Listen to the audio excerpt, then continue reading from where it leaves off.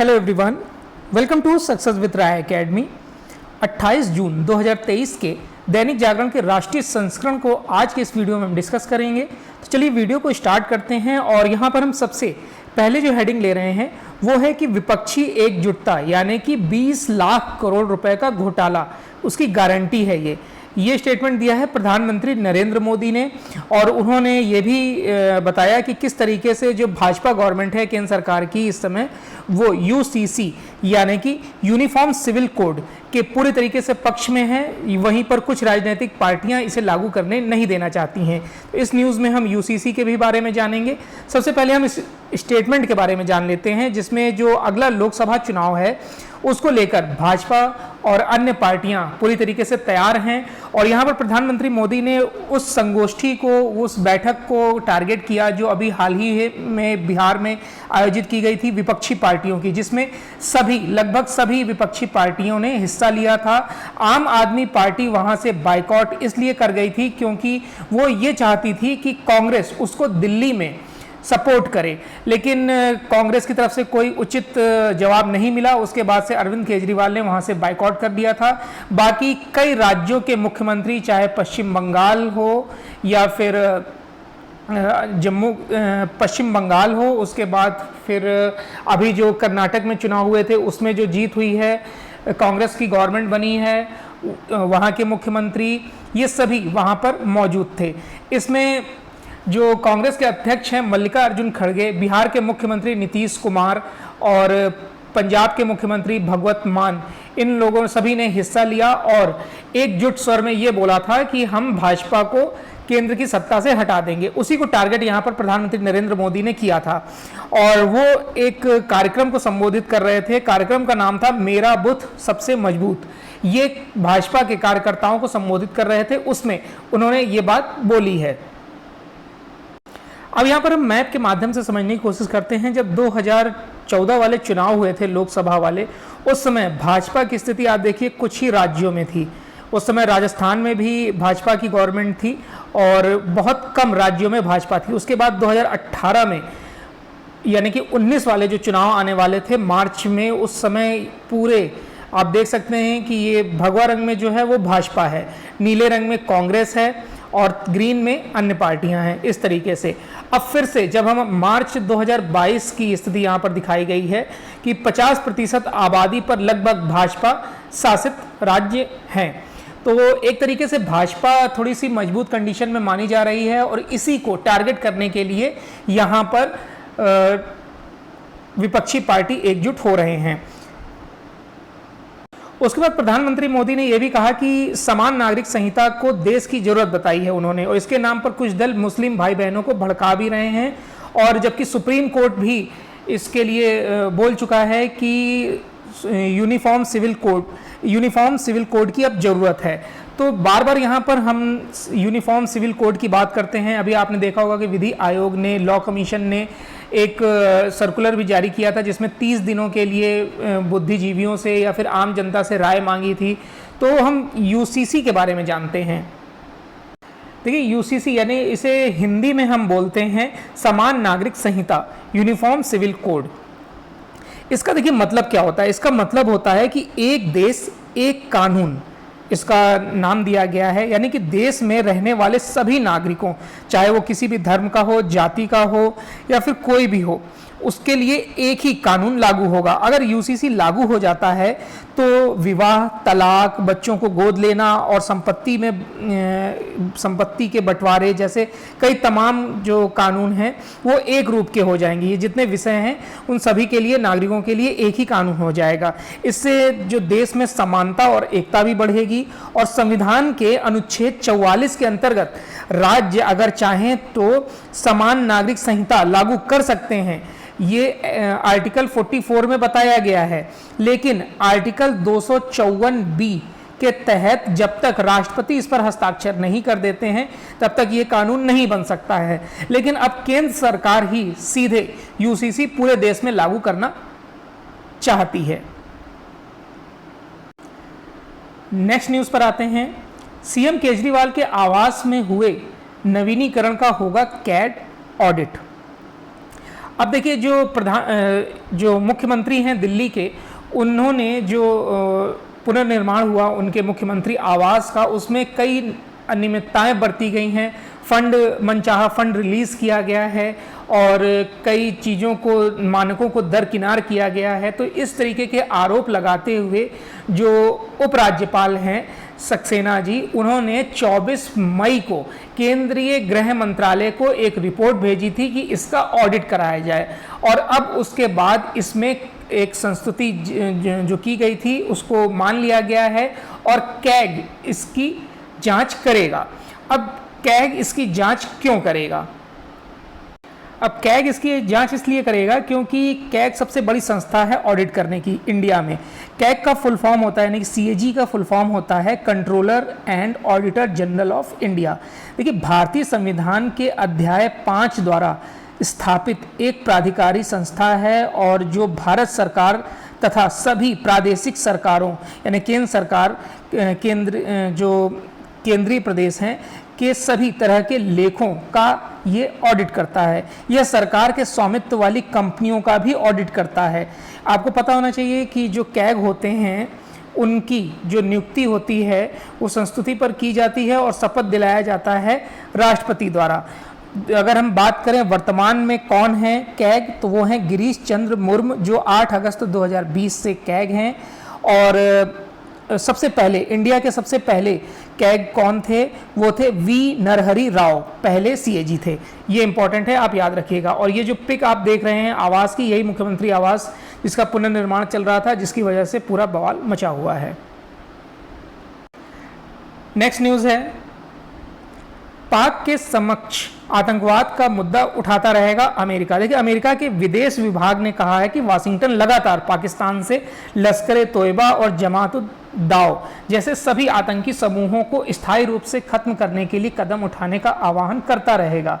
इसमें विदेश विभाग के जो प्रवक्ता हैं अमेरिका के, मैथ्यू मिलर, उन्होंने सोमवार को संवाददाताओं को संबोधित करते हुए ये बात बोली है। उन्होंने ये भी स्टेटमेंट दिया कि जो अभी हाल ही में भारत के प्रधानमंत्री नरेंद्र मोदी की अमेरिका की राजकीय यात्रा थी, उसमें भी आतंकवाद के महत्वपूर्ण बिंदुओं पर बात हुई और पाकिस्तान को इस पर संदेश भी दिया गया कि वो आतंकवादी गतिविधियों को इसमें रोके।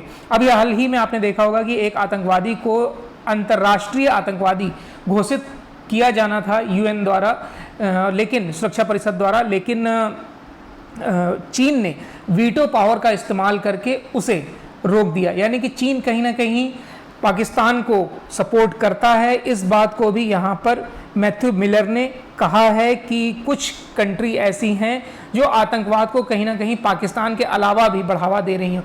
उन्होंने सीधे सीधे चीन का तो नाम नहीं लिया, लेकिन उनका इशारा चीन की ही तरफ था। नेक्स्ट न्यूज़ है कि हर बार हिंदुओं की सहनशीलता की परीक्षा क्यों? High court. अब देखिए, इलाहाबाद हाई कोर्ट की लखनऊ खंडपीठ में एक जनहित याचिका दायर की गई थी। उसमें कहा गया था कि जो अभी आदि पुरुष फिल्म रिलीज़ हुई है, जिसके राइटर मनोज मुनस्सर हैं, जिनका नाम है मनोज शुक्ला, उन्होंने जिस तरीके से इसमें संवाद लिखे हैं, जिस तरीके से इसकी पटकथा लिखी गई है, वो हिंदुओं को कहीं ना कहीं आघात पहुंचाती है। जब इसके लिए नोटिस जारी किया गया था कोर्ट द्वारा, तो मनोज की तरफ से ये जवाब आया कि ये रामायण से अलग है। उसके बाद इलाहाबाद हाई कोर्ट ने तीखे स्वर में इसका खंडन किया और ये बोला कि आप इसमें राम को भी दिखा रहे हैं, लक्ष्मण को, सीता जी को, हनुमान जी को दिखा रहे हैं, और आप ये कह रहे हैं कि ये रामायण से अलग है। तो ऐसा धर्म के बारे में कहने का आपका कोई हक नहीं है। और कुछ लोग सिनेमा हॉल अगर चाहें तो इस पूरी मूवी को बंद करवा सकते हैं, और ये हाई कोर्ट ने बोला है कि अगर लोग चाहें तो इस मूवी को बंद करा सकते हैं, सिनेमा घरों को तोड़ सकते हैं, लेकिन वो इसलिए ऐसा नहीं कर रहे हैं क्योंकि उनमें सहनशीलता है, हिंदू धर्म में सहनशीलता है। अगर आप इसकी परीक्षा ना लीजिए और इसको आपको सुधारना होगा। हालांकि जो बैन लगाने के लिए इसमें याचिका दी गई थी, उसकी सुनवाई अभी टाल दी गई है, यानी कि इस मूवी पर अभी बैन नहीं लगाया गया है। तो यहाँ पर इसमें हिंदू की सहनशीलता के बारे में बताया गया है। नेक्स्ट न्यूज़ पर आते हैं। भारत में होने वाले वनडे विश्व कप का बजा बिगुल। अब विश्व कप के 100 दिन पहले मंगलवार को आईसीसी द्वारा इस कार्यक्रम को जारी कर दिया गया है। 5 अक्टूबर को अहमदाबाद में इंग्लैंड और न्यूजीलैंड की भिड़ंत से शुरुआत होगी। आपको पता होगा कि लास्ट जो वर्ल्ड कप था वो इंग्लैंड ने जीता था और उप विजेता रही थी न्यूजीलैंड। 48 मैच खेले जाएंगे, 10 टीमें हिस्सा लेंगी। 10 टीमें जो हिस्सा लेंगी सभी एक टीम से एक मैच खेलेंगी। भारत का पहला मुकाबला होगा 8 अक्टूबर को ऑस्ट्रेलिया के साथ चेन्नई में। ये पूरा टाइम टेबल दिया गया है। यहाँ पर 3 मैच अहमदाबाद में नरेंद्र मोदी स्टेडियम में खेला जाएगा, जिसमें पहला उद्घाटन मैच, दूसरा मैच होगा भारत और पाकिस्तान का जो खेला जाएगा 15 अक्टूबर को, और उसके बाद इसमें लास्ट मैच यानी फाइनल मैच खेला जाएगा अहमदाबाद में। ये 3 मैच होंगे। बाकी जो लिस्ट है वो हम खेल पृष्ठ पर डिस्कस करेंगे। नेक्स्ट न्यूज़ है डेवलपमेंट इंडेक्स से परखी जाएगी पंचायतों की प्रगति। अब देखिए पंचायतों की क्या प्रगति है, इसके लिए एक नया इंडेक्स जारी किया गया है, डेवलपमेंट इंडेक्स पंचायतों के लिए। उसके माध्यम से पंचायतों की निगरानी की जाएगी, उनको अंक दिए जाएंगे, उनके सुधार को लेकर उनकी रैंकिंग जारी की जाएगी। विकास के लिए चल रहे प्रयासों को अब और धार देने के लिए केंद्र सरकार ने इसमें कमर कस ली है। 17 सतत विकास लक्ष्यों का स्थानीयकरण करते हुए पहले ही 9 थीमों में बांटा गया है। अब पंचायती राज मंत्रालय ने पंचायत डेवलपमेंट इंडेक्स का प्रारूप तैयार कर लिया है। इसके लिए गठित समिति द्वारा दी गई रिपोर्ट में इंडेक्स में 9 थीमों पर आधारित 144 स्थानीय लक्ष्य, 577 स्थानीय संकेतक और 688 डाटा बिंदु निर्धारित किए गए हैं। इन्हीं मानकों पर पंचायतों की प्रगति पर नजर रखी जाएगी। और पंचायत डेवलपमेंट इंडेक्स बनाने के लिए तमिलनाडु की सेवानिवृत्त आईएएस अधिकारी जयश्री रघुनंदन की अध्यक्षता में समिति गठित की गई थी। ये इंपॉर्टेंट क्वेश्चन बन जाता है, याद कर लीजिएगा। नाम है जयश्री रघुनंदन। इंडेक्स का प्रारूप तैयार कर रिपोर्ट सौंप दी गई है। मंत्रालय ने निगरानी के लिए लक्ष्य, संकेत और बिंदु सतत विकास लक्ष्यों की 9 थीमों का इसमें क्रियान्वयन किया है।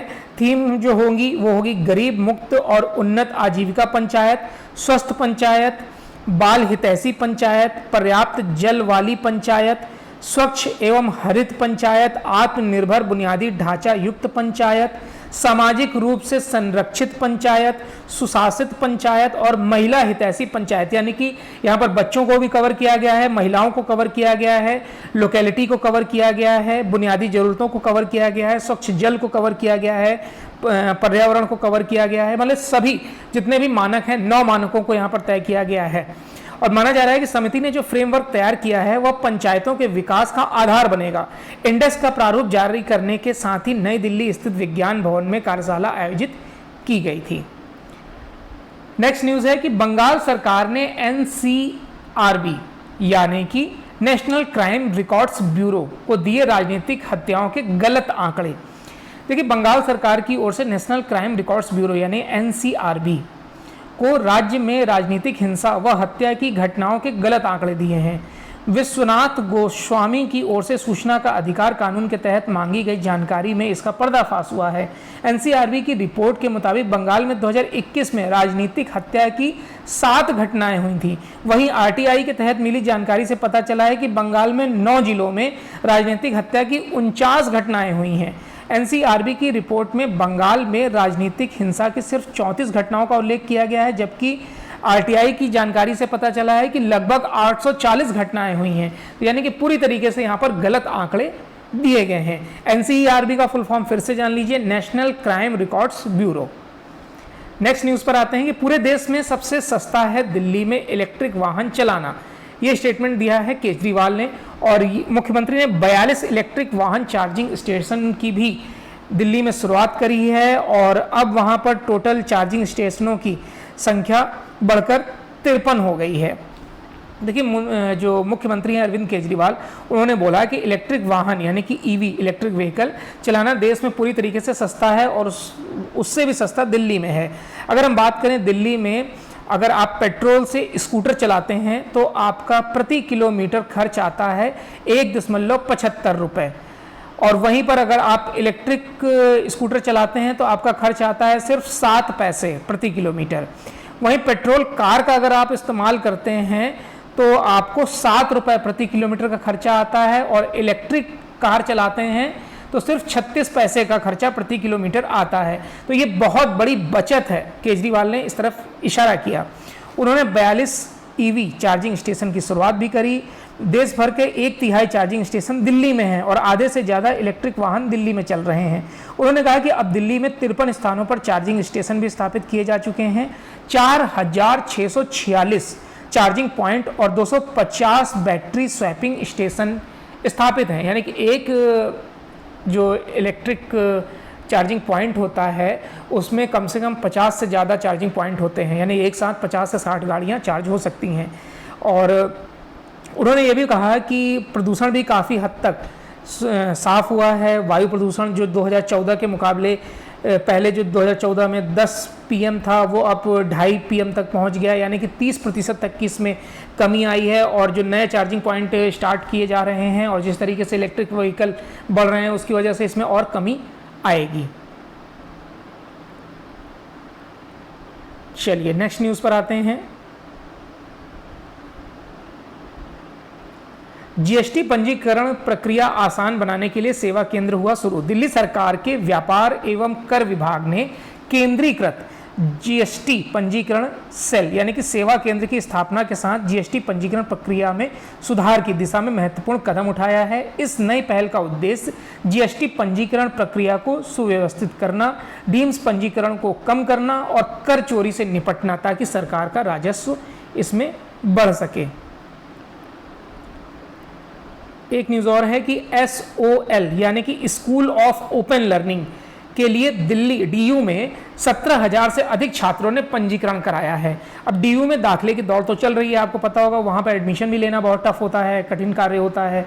और जो SOL यानी कि स्कूल ऑफ ओपन लर्निंग छात्र प्रवेश के लिए पंजीकरण करा रहे हैं, SOL में 8 स्नातक और 112 BA संयोजनों के साथ प्रवेश प्रक्रिया चल रही है, जिसमें 17,670 छात्रों ने पंजीकरण कराया है और 1835 छात्रों ने आवेदन फॉर्म जमा भी कर दिए हैं।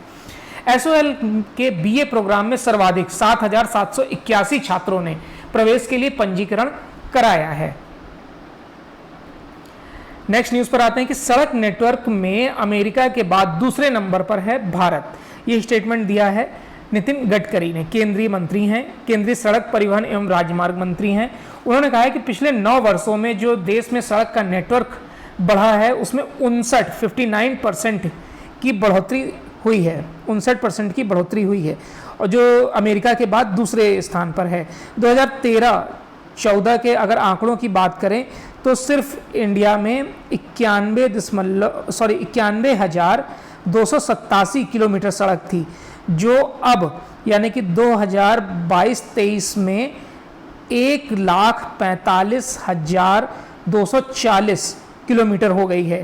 यानी कि अच्छा खासा इन्होंने कवर किया है एरिया। उसके बाद आया है कि नेशनल हाईवे में कितनी बढ़ोतरी हुई है, तो नेशनल हाईवे में भी इन्होंने बहुत अच्छी खासी बढ़ोतरी करी है। जो पहले 18,317 किलोमीटर था वो 44,654 किलोमीटर हो गया है। अगर हम यहाँ पर बात करें अमेरिका के फेडरल हाईवे एडमिनिस्ट्रेशन के अनुसार, जो अमेरिका का हाईवे नेटवर्क है वो 2,60,000 किलोमीटर का है और जो इंडिया का है वो 1,45,240 किलोमीटर का है। तो बहुत पीछे नहीं है, लेकिन फिर भी प्रयास अभी जारी हैं। फास्टैग का यहाँ पर नितिन गडकरी ने बताया है कि फास्टैग से राजस्व में बहुत बढ़ोतरी हुई है। 2013-14 में जब फास्टैग का इस्तेमाल नहीं होता था तब 4,770 करोड़ रुपए राजस्व इकट्ठा होता था, जो फास्टैग के इस्तेमाल के बाद 41,342 करोड़ हो गया है। हम इसे 2030 तक 1,30,000 करोड़ तक ले जाना चाहते हैं और 2047 तक हम इसको और बढ़ाएंगे, यानी कि लगभग 2 से ढाई करोड़ तक ले जाएंगे, 2 से ढाई लाख करोड़ तक ले जाएंगे।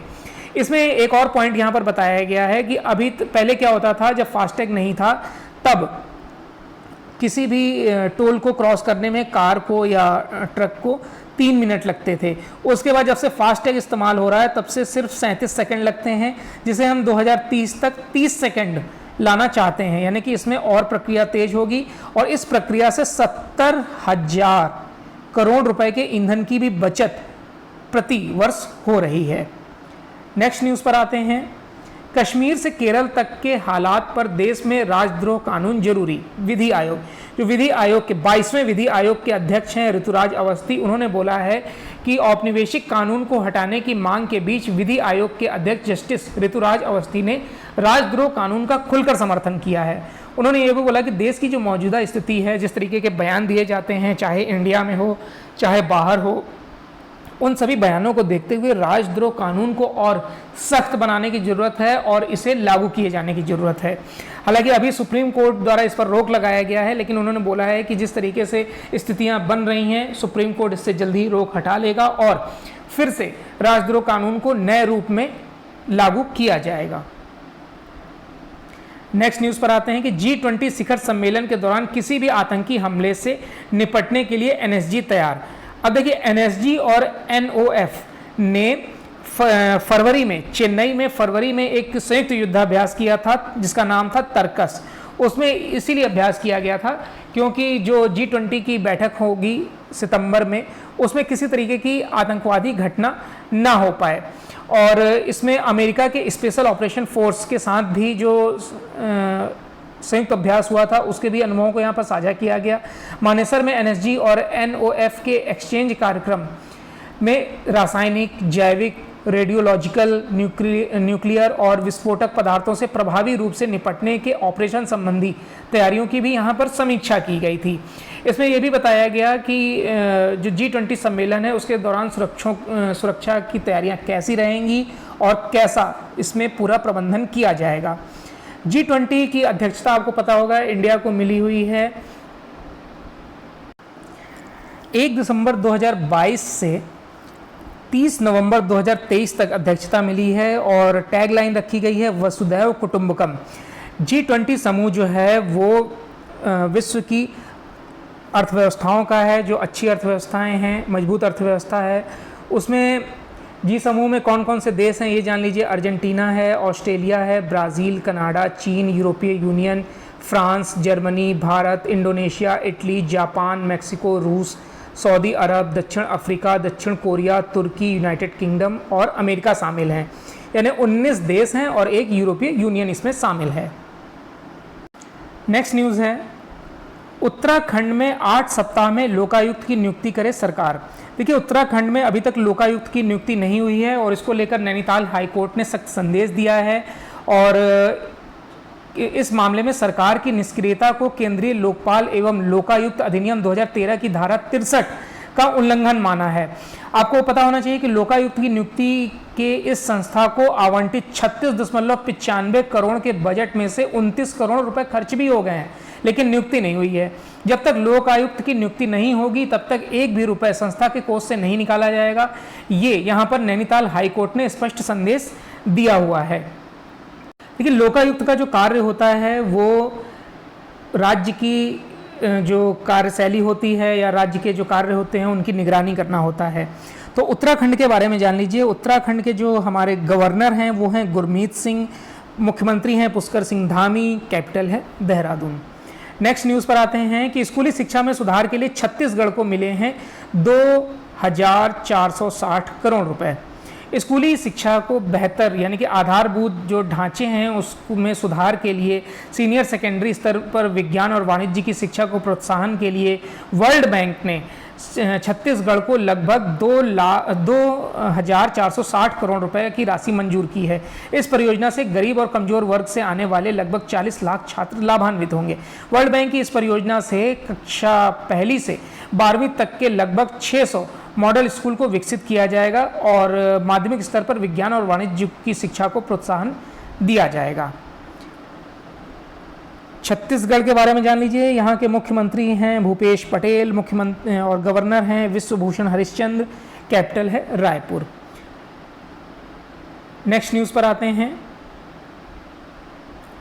अब देखिए, यहाँ पर बिहार राज्य में 1,70,000 शिक्षकों की नोटिफिकेशन बहाली के लिए नोटिफिकेशन जारी किया गया है। तो यहाँ पर मैथ, इंग्लिश और साइंस के टीचर नहीं मिल रहे थे, यानी कि ऐसे योग्य टीचर नहीं मिल रहे थे, इसलिए वहाँ पर उन्होंने डोमिसाइल वाला जो क्राइटेरिया था उसको हटा दिया। यानी कि अभी तक क्या था, वही टीचर बन सकता था जिसके पास बिहार का डोमिसाइल हो, अब उसको हटा दिया गया है। और अब किसी भी राज्य का, आप यूपी से हैं, हरियाणा से हैं, पंजाब से हैं, या फिर जम्मू कश्मीर से हैं, मध्य प्रदेश से हैं, आप वहाँ पर आवेदन कर सकते हैं और टीचर बन सकते हैं। चलाना तो दूर, अब पुराने बने जनरेटर बेचना भी मुश्किल होगा। नवंबर 2022 में वायु और ध्वनि प्रदूषण की रोकथाम के मद्देनजर जनरेटरों के लिए नए सिरे से गाइडलाइन जारी की गई है। इसके तहत औद्योगिक और व्यावसायिक कार्यों के लिए 800 मेगावाट तक के केवल ऐसे डीजल जनरेटर ही इस्तेमाल किए जा सकेंगे जिनमें दोहरी ईंधन प्रणाली की सुविधा होगी। यही नहीं, 298 किलोवाट से अधिक क्षमता वाले डीजी सेट के 30 सितंबर तक रेट्रोफिटेड उत्सर्जन नियंत्रण उपकरण लगाना भी अनिवार्य कर दिया गया है। अब आईआईटी और एनआईटी से कर सकेंगे 4 वर्षीय इंटीग्रेटेड बीएड कोर्स। देखिए 42 शीर्ष संस्थानों ने, जो उच्च शिक्षण संस्थानों में 4 वर्षीय इंटीग्रेटेड टीचर एजुकेशन प्रोग्राम की शुरुआत की है। इसके तहत स्कूली शिक्षा के 4 स्टेज यानी कि फाउंडेशनल, प्रिपरेटरी, मिडिल और सेकेंडरी होंगे। बीएड कोर्स इस तरीके से डिजाइन किया जा रहा है। इसमें BA BEd, BSc BEd, BCom BEd, इस तरीके के कोर्स किए जाएंगे। अब यहाँ पर जो 4 स्तर बताए गए हैं, फाउंडेशन स्टेज पर बीएड कोर्स करने वाले शिक्षक दूसरी कक्षा तक के छात्रों को पढ़ा सकेंगे। वहीं पर प्रिपरेटरी स्टेज पर बीएड करने वाले तीसरी से 5वीं तक के मिडिल क्लास को पढ़ा सकेंगे। उसके बाद मिडिल स्टेज पर जो बीएड करेंगे वो 6ठी से 8वीं तक को पढ़ा सकेंगे। सेकेंडरी स्टेज पर कोर्स करने वाले 9वीं से 12वीं तक के बच्चों को पढ़ा सकेंगे। इसके लिए नोटिफिकेशन भी जारी कर दिया गया है। 26 तारीख से आवेदन मांगे गए हैं, 18 जुलाई लास्ट डेट रखी गई है, लेकिन अभी परीक्षा की तिथि घोषित नहीं की गई है। नेक्स्ट न्यूज़ पर आते हैं। नेक्स्ट पेज है बिजनेस पेज। बिजनेस पेज में पहली न्यूज़ दे रहे हैं कि गलत सूचनाओं से हुआ नुकसान। यहाँ पर गौतम अदानी ने उस रिपोर्ट का जिक्र किया है। आपको पता होगा जनवरी 2023 में अमेरिका की कंपनी है हिडेनबर्ग, उन्होंने एक रिपोर्ट प्रस्तुत करी थी। उन्होंने बताया था कि जो अडानी ग्रुप है वो बहुत ज़्यादा कर्ज में दबा हुआ है और वो अपने शेयर्स में घपलेबाजी करते हैं और शेयर मार्केट में इसको ऊंचे भाव पर दिखाते हैं, जबकि ये कंपनी अंदर से खोखली है, बहुत कर्ज में डूबी हुई है। उसके बाद क्या हुआ था कि शेयर मार्केट में इनका पूंजी मूल्य कम हो गया था। जैसे अडानी इंटरप्राइजेज जो 3000 रुपये का एक शेयर था वो लगभग 1100-1200 रुपये पर आ गया था। इसी तरीके के अडानी ग्रीन्स, अडानी पोर्ट और AWL और अडानी ग्रीन एनर्जी, इस तरीके के इनके शेयर सभी औंधे मुंह गिर गए थे, जिससे इनको 130 अरब रुपए का भी नुकसान हुआ था। लेकिन उन्होंने उसको कवर किया और वहाँ पर इन्होंने खुलकर बोला है कि हम इस स्थिति से बाहर आ गए हैं और जो हमारे लिए गलत रिपोर्ट पेश की गई थी उसमें हमें वित्त विभाग, वाणिज्य विभाग से क्लीन चिट मिल गई है और अगले महीने जो सेबी की रिपोर्ट आने वाली है उसमें भी हम सहयोग कर रहे हैं और वहाँ से भी हमें क्लीन चिट मिलेगी। HDFC और HDFC बैंक का विलय हो गया है। देखिए आवासीय कर्ज देने वाली दिग्गज कंपनी HDFC और प्राइवेट क्षेत्र के सबसे बड़े बैंक HDFC बैंक का विलय 1 जुलाई 2023 से प्रभावी हो जाएगा। इसमें HDFC के चेयरमैन दीपक पारेख ने मंगलवार को यह जानकारी दी। उन्होंने बताया कि HDFC और HDFC बैंक का बोर्ड 30 जून को इस विलय को मंजूरी दे देगा और 13 जुलाई से शेयर बाजारों में गैर सूचीबद्ध हो जाएगी HDFC जो हाउसिंग फाइनेंस वाली है, और HDFC बैंक जो हैं उसके बदले उन्हें अपने कुछ शेयर देंगे जो इनके शेयर खरीद रखे हैं HDFC बैंक खाता शेयर धारकों ने। इसमें HDFC बैंक के बारे में थोड़ा सा जान लीजिए, जिसका फुल फॉर्म होता है हाउसिंग डेवलपमेंट फाइनेंस कॉरपोरेशन। इसकी टैग लाइन है वी अंडरस्टैंड योर वर्ल्ड। इसका हेडक्वार्टर मुंबई में है। ये इसकी स्थापना जो है वो अगस्त 1994 में की गई थी, लेकिन इसे अनुसूचित वाणिज्य बैंक का दर्जा 1995 में दिया गया था, जनवरी 1995 में दिया गया था। अगर हम इसकी संपत्ति के हिसाब से बात करें तो ये भारत का सबसे बड़ा निजी बैंक है और विश्व का 10वां सबसे बड़ा बैंक है पूंजी के हिसाब से। चलिए नेक्स्ट न्यूज़ पर आते हैं। वर्ष 2023 में सिर्फ 3 यूनिकॉर्न ही बने हैं। इस साल अब तक केवल 3 स्टार्टअप ही यूनिकॉर्न बन सके हैं। यूनिकॉर्न की कुल संख्या भी एक साल के पहले की तुलना में एक कम हो गई है। पहले 84 थी, अब 83 हो गई है। यूनिकॉर्न क्या होता है, सबसे पहले ये जानिए। देखिए, यूनिकॉर्न एक ऐसा स्टार्टअप होता है जिनका मूल्यांकन $1 अरब हो जाता है। जिस कंपनी का मूल्य $1 अरब हो जाता है वो यूनिकॉर्न के स्तर पर आ जाती है। ये report ASK private wealth Hurun India future unicorn index 2023 के अनुसार आई है। उसमें ये चीज़ें बताई गई हैं। इसमें ये भी बताया गया है कि भारतीय स्टार्टअप में जो संभावनाएं हैं वो अपार हैं, लेकिन पिछले 5 वर्षों में यूनिकॉर्न की कुल संख्या 200 पहुंचने की उम्मीद है। उन्होंने कहा कि चीन में 1000 से अधिक यूनिकॉर्न हैं और भारत में सिर्फ अभी 200 हैं। आर्थिक रूप से आगे बढ़ने की अभी और ज़रूरत है। सूची में ऐसे स्टार्टअप जिनका मूल्यांकन $25 करोड़ से अधिक है, उनकी संख्या 2023 में 147 हो गई है, जबकि एक साल पहले यह सिर्फ 122 थी। तो आपको समझ में आ गया यूनिकॉर्न कौन होते हैं, जिनका जो प्राइस है कंपनी का वो 1 अरब से ज़्यादा हो जाता है। चलिए नेक्स्ट न्यूज़ पर आते हैं।